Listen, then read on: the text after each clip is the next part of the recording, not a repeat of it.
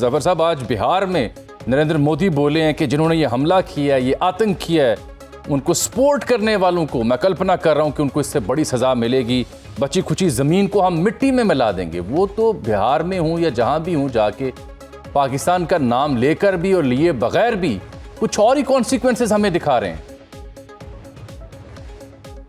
دیکھیے، یہ مودی جو ہے جیسے آپ کو پتا ہے، اس کو امریکہ نے روک دیا تھا ویزا حاصل کرنے سے، بچر آف گجرات، اس لیے کہ جب یہ چیف منسٹر تھا آف گجرات، ایگزیکٹلی 2000 مسلمانوں کو انہوں نے حکم کیا تھا، وہ ایس پی جو تھا، اور ایس پی جو تھا وہ جعفری، اس وقت کا نیشنل، ان کا پروونشل اسمبلی کا ممبر تھا، اس کی وائف تھی، اور اس کی وائف کے سامنے اس کو کاٹا، اس کا ہاتھ اور پیر کاٹے، تو وہ وائف دیکھ رہی ہے ایس پی کو اور کہہ رہی ہے یہ کیا ہو رہا ہے، تم کیا کرے ہو؟ کہتا ہے سوری، ہمارے آرڈرز ہیں کہ انٹروین نہ کریں۔ مودی یہ ایک جینوسائیڈل مینیاک ہے، یہ نتن یاہو سے کم نہیں ہے۔ کیوں امریکہ نے اسے بند کیا تھا from visiting the United States? اسی لیے کیا تھا نا کہ the man is guilty۔ آپ اس سے ایکسپیکٹ کرتے ہیں ہیومینٹی؟ اس سے آپ کوئی چیز ایکسپیکٹ کرتے ہیں؟ میں کہتا ہوں کہ اگر اس دفعے بھی کسی طریقے سے بائی سم میریکل آپ بچ جائیں جنگ سے، آپ سمجھتے ہیں کہ مودی کے اس کے رہنے میں اور پھر ایسے موقع نہیں آئیں گے؟ How many times will you just barely escape war? تو you have to be ready. آپ اپنے لوگوں کو سمجھائیں، get them ready, get them deployed. تو میں یہ اس لیے کہتا ہوں، دیکھیے ہم لوگ فارن سروس میں، میں 40 سال گزارا ہوں فارن سروس میں، ہمارا کام یہ ہوتا ہے کہ جو لوگوں کو اسٹڈی کریں، ان کے بارے میں پڑھیں۔ This man is genocidal as far as Muslims are concerned. بالکل، یہ تو کہتا ہے ثواب ہے، جتنے مارو اتنا ثواب ہے۔ تو پلیز اس سے آپ کیا ایکسپیکٹ کرتے ہیں؟ اس کو آپ کبھی اپنے پوتوں کے کھانے پہ، شادی پہ اس کو دعوت دیتے ہیں؟ یہ آدمی جو جینوسائیڈل مینیاک ہے، آئی ایم ایبسلیوٹلی اسٹانشڈ۔ آپ کو پتہ ہی نہیں ہے what kind of leaders you are dealing with.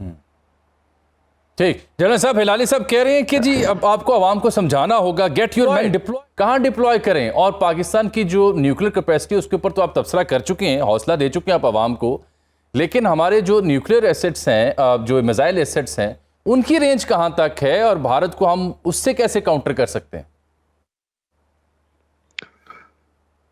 دیکھیے، اللہ تعالیٰ نے جو پاکستان کو طاقت بدیت کی ہے نا، اس کی ریچ وہاں تک ہے جہاں تک میں اور آپ شاید اس وقت سوچ نہیں سکتے، بات بھی نہیں کر سکتے۔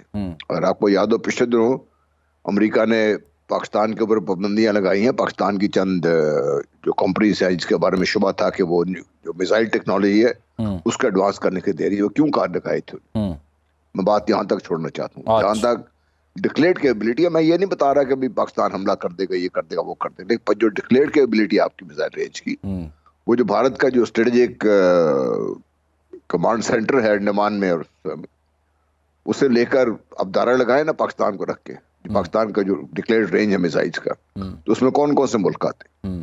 وہ تو تل ابیب تک بھی جاتا ہے، اس میں ادھر سے انڈمان تک جاتا ہے۔ تو پاکستان اگر یہ خدا نخواستہ ضرورت پڑتی ہے، تو پاکستان تو ایک چھوٹا سا ملک ہے نا، ہم تو تباہ ہو ہی جائیں گے خدا نخواستہ ایسی کو بات آتی ہے۔ اس کے لیے اگر ضرورت پڑی تو میرا نہیں خیال کہ ایسے کوئی ہچکانے کی ضرورت پڑے گی۔ جب دیکھیے، میں نے پہلے ہی کہا تھا، عزت سے جینا اتنا آسان نہیں ہوتا، اس کے لیے آپ کو بہت کچھ قربان کرنا پڑتا ہے۔ تو بھارت کا کوئی شہر ایسا نہیں ہے جو پاکستان کے نشانے پر نہ ہو، جس کو پاکستان نشانہ نہ بنا سکے۔ میں یہ بات یہاں تک چھوڑنے کے بعد میں آپ سے اور بات کرنا چاہتا ہوں۔ جی معاملہ اس سے بہت بڑا ہے۔ وہ کیسے؟ مودی صاحب بالکل، ہلالی صاحب نے بالکل صحیح کہا، مودی صاحب کو لیجیٹمیٹ بنانے میں ہمارا بھی کچھ کردار ہے، ہمیں اس کو نمبر ایک سمجھنا کی ضرورت ہے۔ ان کو اپنے جب پاکستان بلا لیا ہم نے بغیر کسی سوچ سمجھے، ان کو ویزا مل گیا اس کا۔ اب جو امریکہ مودی صاحب کی بیک کر رہا ہے، وہ کیوں کر رہا ہے اس خطے میں؟ وائے؟ دیکھیے، جب انڈینز ڈکلیئر کر رہے ہیں کہ آج ہمیں باقاعدہ انہوں نے ان کی اسمبلی میں قرارداد پاس ہوئی ہے کہ جو گلگت بلتستان اور جو پاکستان میں جو ہمارا آزاد کشمیر، یہ ان کا حصہ ہے، وہ انہیں لینا ہے انہوں نے۔ ان کے جب لیفٹیننٹ جنرل ایک کور کمانڈر جو ہے اس کا نردرن کمانڈ کمانڈر جو بات کرتا ہے کہ ہم تو پوری طرح تیار ہیں, قرارداد موجود ہے, میں آج حکم ملے تو ہم قبضہ کر لیں گے اس کے اوپر. ہم کیوں نہیں ایسی قرارداد پیش کرتے سر؟ بات دیکھیے ہمارا یہ میں رو رہا ہوں نا آپ کے سامنے کہ جب یہ ڈکلیئر قرارداد موجود ہے, اور یہ کیسے کر سکتے ہیں وہ کہ بھارت اپنے آپ صرف خود اپنے پاؤں پہ یہ بات کر سکے. بھارت کو سپورٹ کرنے کے لیے جس نے مغربی دنیا نے جس نے بھارت کو سپورٹ کر کے کھڑا کیا ہوا ہے اس میں وہ پاکستان اور چائنا کے خلاف ہے. اس میں چائنا اس بات کو سمجھتا ہے, چائنا سب کچھ کر رہا ہے, اس کے لیے تیار ہے, اس کے لیے بیٹھا ہوا ہے. ہماری اپنی کمزوری ہے, ہم خود بڑھ کر ہم ایک بات کر کے ہم رک جاتے ہیں وہاں پر. کچھ ہچکچاہٹ ہے, کوئی خوف ہے جو ہمارے اوپر طاری ہے. ہم اپنے بدقسمتی یہ ہے کہ ہم نے بہت ایک چھوٹے چھوٹے دائرے میں اپنے خوف کے دائرے میں ہم پھنس کے بیٹھ کے ہوئے ہیں. ٹھیک, اس سے باہر نکلنا پڑے گا آپ کو. بالکل ٹھیک. آپ کو کوئی امن بھیک میں نہیں دے گا, کوئی آپ کی عزت امن کوئی بھیک میں نہیں دے گا. بالکل ٹھیک کہہ رہے ہیں آپ. بہت شکریہ جنرل ٹائر غلام مصطفیٰ صاحب, آپ نے اپنا تجزیہ پیش کیا صورتحال میں. لیکن جو پاکستان ایئر اسپیس بند کی بھارت کی, جب اس سے پہلے 2019 میں بالاکوٹ کے بعد پاکستان ایئر اسپیس بند کی تھی, تو میں آپ کو بتا دوں 400 سے 500 کروڑ روپے کا نقصان ہو رہا تھا ہر مہینے انڈین ایئر لائنز کو, جو انڈیا کی نیشنل فلیگ بیئرر ہیں اور دیگر انڈین آپریٹڈ ایئر لائنز ہیں. کیونکہ رستے بدل جاتے ہیں, روٹس بدل جاتے ہیں, فاصلہ بڑھ جاتا ہے. جو فلائٹس آتی ہیں دہلی سے اور ممبئی سے یورپ کے لیے, وہ یہ رستہ یوز کرتی تھیں, ان کا رستہ بڑھ جائے گا, فاصلہ بڑھ جائے گا. جو فلائٹ سینٹرل ایشیا, رشیا اور نارتھ امریکہ میں جاتی تھیں, وہ بھی یہ روٹ لیتی تھیں پاکستان کا, ان کا رستہ بھی بڑھ جاتا ہے. اسی طرح سے جو ایئر لائنز ہیں, ایئر انڈیا یا وستارا اور دیگر, یہ انڈین آپریٹڈ ہیں, ان کے لیے اب یہ امتحان ہوگا اور ان کو بہت نقصان ہوگا. فلائٹ لمبی ہوگی, فاصلہ بڑھے گا, قیمت زیادہ چکانی پڑے گی. ایک چھوٹی سی بریک لے رہا ہوں, بریک کے بعد واپس آتے ہیں تو ہم جائیں گے علی محمد خان صاحب جائیں گے. پروگرام ایک بار پھر سے خوش آمدید کہتے ہیں. ایک طرف مودی سرکار نے جو فیصلے کیے اس کے بعد وہ مختلف دارالحکومت میں مختلف اہم صدور اور وزراء اعظم سے رابطے کر رہے ہیں, اور پاکستان نے بھی ان کو جواب دیا ہے. صورتحال جو بھارتی تجزیہ نگار اٹھا رہے ہیں اس کے مطابق تو بہت بڑا ایکشن ہونے جا رہا ہے, بہت بڑی جنگ کی تیاری بھارت کر رہا ہے. صورتحال میں پاکستان کہاں کھڑا ہے, کیا جواب ہے؟ علی محمد خان صاحب سینئر سیاستدان ہیں, پاکستان سے کوٹ کوٹ کر محبت کرتے ہیں, ان کو ہم نے زحمت دی ہے. علی محمد خان صاحب, نازک حالات ہیں, ایک امتحان ہے اس پورے خطے کا اور پوری دنیا کا. بھارت جنگ کی خواہش لیے پھر رہا ہے, جنگ ہوئی تو پھر کیا ہوگا؟ بسم اللہ الرحمن الرحیم. اللہم صلی وسلم مبارک علی سیدنا محمد رسول اللہ خاتم النبیین صلی اللہ علیہ وآلہ وصحبہ وسلم.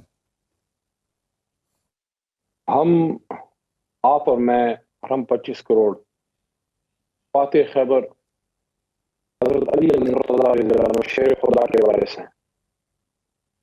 ان کے ہاتھ میں ذوالفقار تھی, ہم اسی ذوالفقار کے امین ہیں. آپس میں جتنے بھی سیاسی اختلاف ہو, یہ اس قوم کی شان ہے. جب سبز ہلالی پرچم پہ حرف آیا, سوال اٹھا, تو پھر غلامان رسول نے کھڑے ہو کے ایک ہی آواز لگائی, پاکستان زندہ باد. ہمارا نریندر مودی اور پاکستان کے تمام دشمنوں کو پیغام یہی ہے, ہم امن چاہتے ہیں,